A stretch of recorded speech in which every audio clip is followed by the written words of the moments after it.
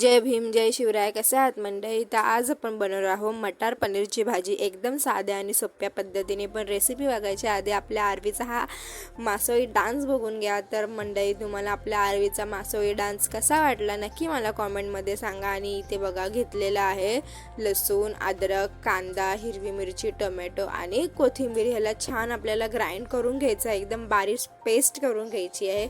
बघू शकता तुम्ही, छान असं ग्राइंड करून घेतलं आहे. आणि इथे घेतलं आहे पनीरचे सुद्धा छान असे क्यूब्समध्ये कट करून घेतले. इथे मी फ्रोझन मटर घेतला होता म्हणून 10 मिनटं पाण्यामध्ये ठेवला.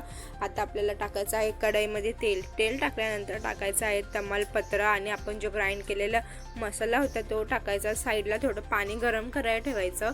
मसाला छान परतल्यावर टाकायचं आहे मीठ, त्यानंतर टाकायचं हळद, धना पावडर आणि टाकायचं आहे लाल तिखट. छान असं परतून घ्यायचं. आणि इथे खरबूजच्या बिया आहे ना, त्या मी सुकून घेतल्या होत्या आणि त्याची पावडर टाकली होती. इथे छान असं परतून घेतलं. त्यानंतर टाकलं थोडंसं पाणी आणि छान परतून घेतल्याच्या नंतर टाकलं आहे अर्धा चमचा दही टाकल्याच्या नंतर टाकलं आहे मटार.